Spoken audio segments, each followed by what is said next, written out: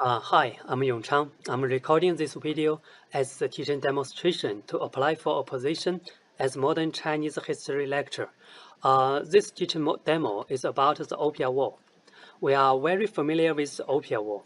It was a war between China and Britain, linked the forbidden opium in Guangzhou, which led to the outbreak of the war. China lost the war. After the war, an unequal trade the Treaty of Nanking was signed by both sides. This was regarded as a kind of humiliation for China and as the beginning of the Chinese modern history. All those narratives on the Opium War are correct, but today we will try to explore some more details behind those narratives. Several questions may be helpful for us to revisit the Opium War. We all know that this war is about opium, but between China and Britain, why opium became so important? Apart from opium, is there a more fundamental cause behind the war? Should the dispute be solved while war?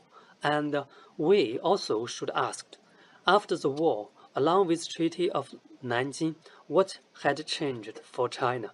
Now, let us try to find answers for those questions. When we talk about the Opium War, we should try to understand the worldview of China before the war. Briefly speaking, China regarded the world as a Tianxia system. All countries in the Tianxia system could be divided into three groups. The most important group, we called it the Scenic Zone, which includes China, of course, and some countries which accept Chinese culture, such as Korea, Vietnam, and Japan. This is the Zhonghua Wenhua Quan. The Scenic Zone was the core of the Tianxia system. Outside is the Inner Asia system, including some Inner Asia tribute and some countries. And the most outsiders are regarded as barbarians at further distance. China's foreign relations with other countries was based on this idea. As China regarded itself as the center of the Tianxia, other countries should send embassies to Beijing to show their respect and obedience to Chinese emperor. As a reward for their loyalty, the emperor would regard them as part of Chinese culture and grant them the right to trade with China. However, in this system, we can't find the position for those Western nations. We know that at the beginning of the 18th century, Western countries were expanding their influence all over the world, and the Far East was an important part. Great Britain tried to establish official diplomatic relations with China, and several embassies were sent to China. In 1793, Lord Macartney was sent from England to China to celebrate the Qianlong Emperor's birthday. 1816, the General Governor of India, Lord Amherst, was sent to China too. Their request was very clear, building a diplomatic relation with China as equal partners, opening Chinese domestic market to British merchants. They also wanted to rent a land or island like Macau as the treaty basement. All those requirements seemed quite fair. However, at this moment, China was confident with its own culture, its wealth, and its power. The Qianlong Emperor and the Jiaqing Emperor said no to those invitations from Britain. Although formal diplomatic relations did not exist, the trade between China and Britain had its own way to survive.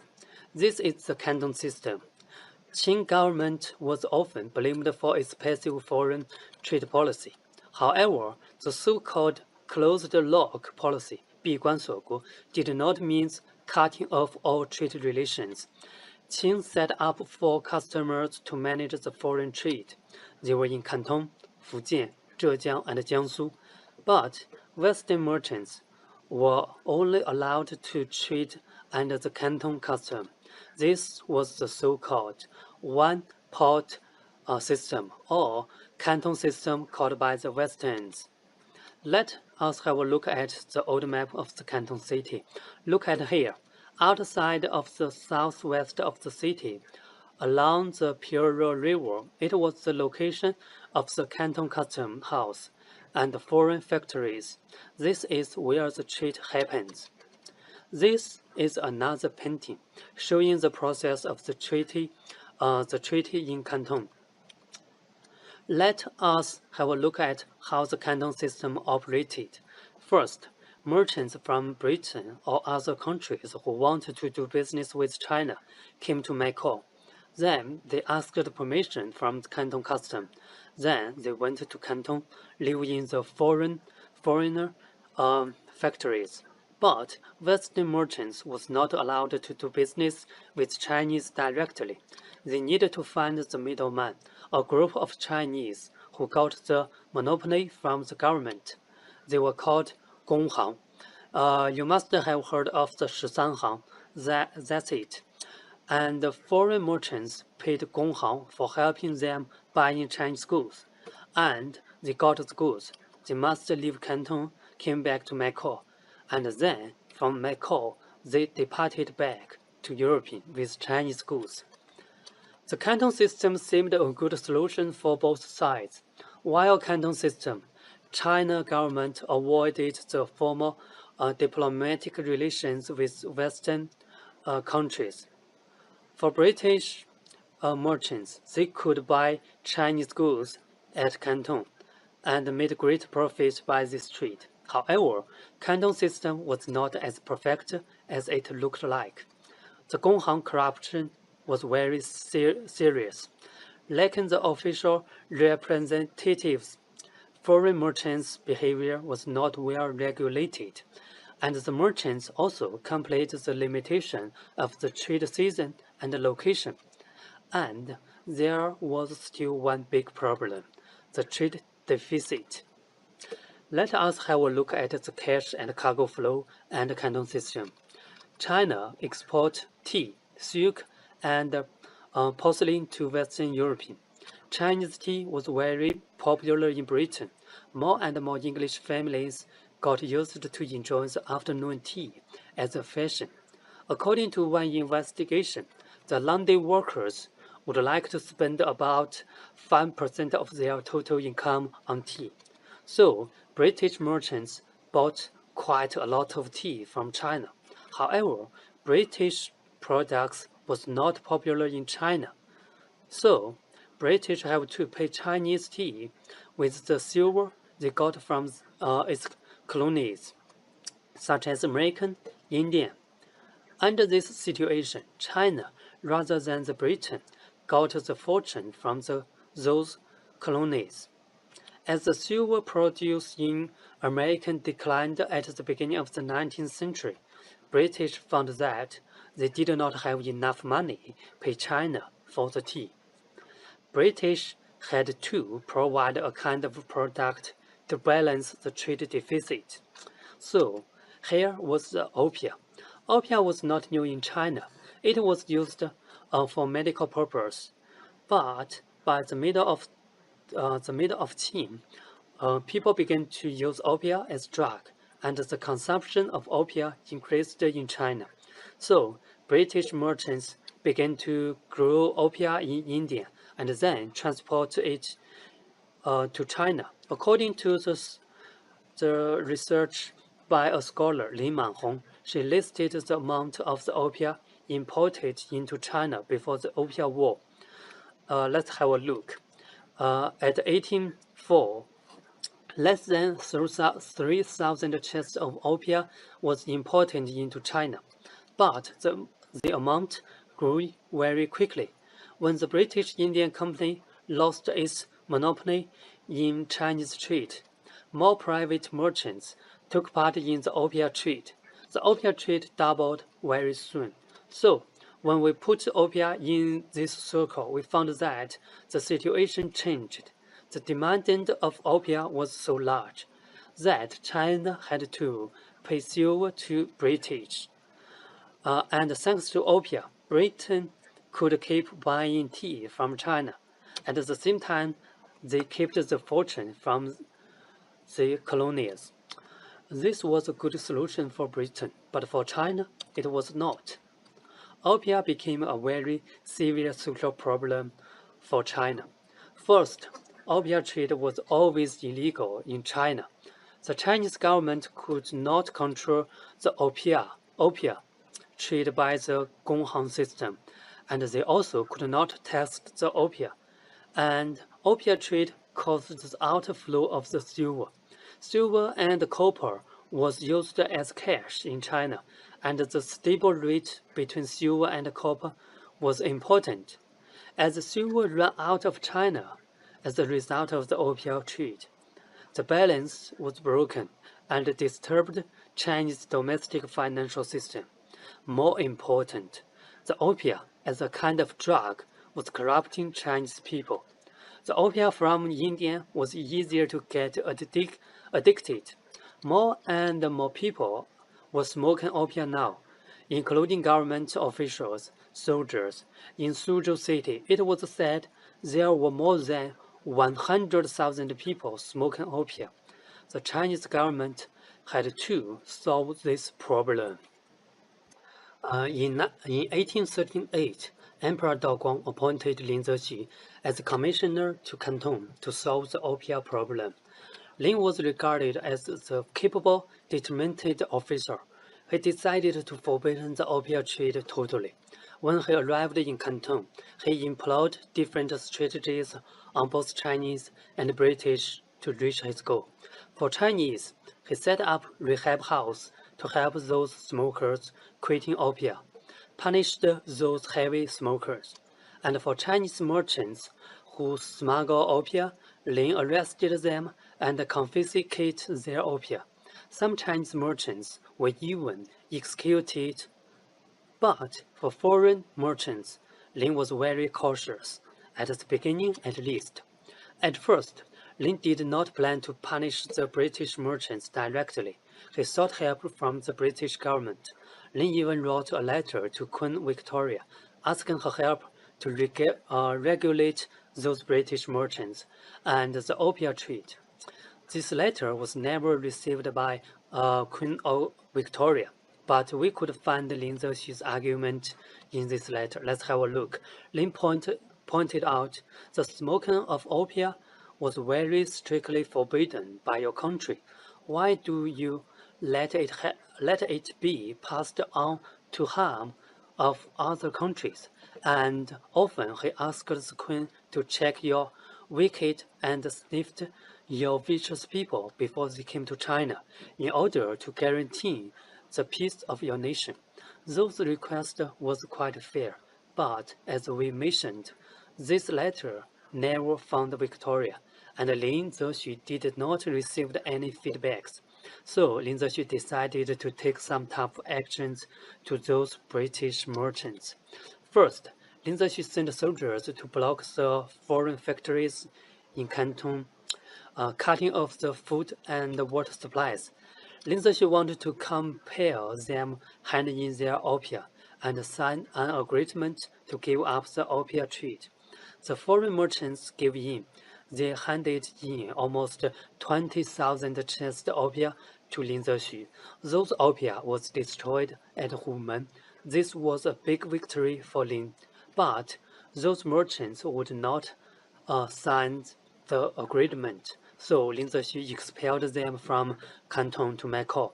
Charles Elliot, as British business superintendent in China, tried to protect British interests, but it did not work. Both sides would not give in, and tension between China and Britain lasted.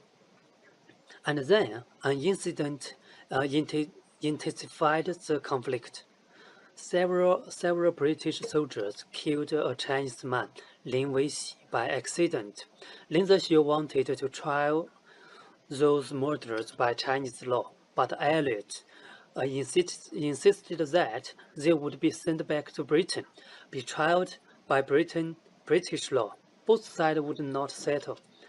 In September 9, 1839, A conflict broke out between Chinese Navy and the British Navy, and on January 30, the British Parliament voted and decided to declare war to China.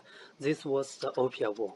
This war lasted for 3 years. Here is a map showing the process and the battles in the war.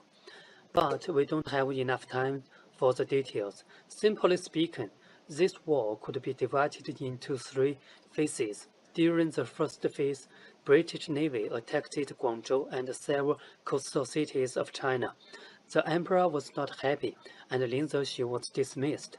Lin Zexu's successor, Qi Shan, drafted a treaty with Elliot. This was the Chuanbi Treaty, Chuanbi 条约. But both China and Britain was not satisfied with the treaty, and the war carried on. During the second phase, British occupied the Canton city, and the local people at Sanyuanli fought back British troops, and then Portugal was appointed as British commander. He decided to attack Chinese coastal cities again. This was the third phase. Benefit from the Industrial Revolution, British troops was equipped with more powerful rifle guns, gunboats, and cannons. They got one victory after another, and in the summer of 1842, they entered the Yangtze River and was going to attack Nanjing, the most important city in East Asia, East China at that time. Finally, the Qing government realized that they could not defend the British gunboats, and there was no way they could beat British Navy out of China. Daoguang Emperor sent his representatives to negotiate with Britain, and they reached an agreement to end the war. On 29 August 1842, the Treaty of Nanking was signed. This treaty contained 13 articles. Most of them was the requirements from Britain. This was the original copy of this treaty. It was written in both English and Chinese. If you are interested, you can read the full text in the first reading section. But we won't check those articles one by one. Let me summarize the main points and find out what Britain got from this treaty. Firstly, China was forced to open 5 port cities to Britain, including Canton, Amo, Fuzhou, Ningbo, and Shanghai. Britain could live in those cities and do business directly with Chinese. This declared the end of the Gonghang monopoly. Britain also got the extraterritoriality in those cities. British was permitted to establish consulates in those cities. They provided protection for British. Any British man who committed crime in China would be tried by British law rather than Chinese law. And British also got a huge amount of money as a payment, 20 million in total. Part of it was compensation for the opium destroyed by Lin Zexu. The other part was to cover the cost of the British military activities. As China could not give out the money at once, they have to deposit the custom income as mortgage, so China lost its tariff autonomy. Hong Kong Island was ceded to Britain as an open port in Far East to protect the British business and military interests. Treaty of Nanjing was not the end. A supplement treaty was signed for the further details, and then other Western powers following Britain, forced China to sign some similar treaties. The Treaty of Wangxia with the United States and the Treaty of Wanpu with France. And now let us review what we know about the Opium War. Opium was the direct cause of the conflict between Qing China and Britain. But behind opium, it was the conflict of two empires. Qing China Emperor and Britain Emperor. Qing China wanted to hold the tributary system, canton system.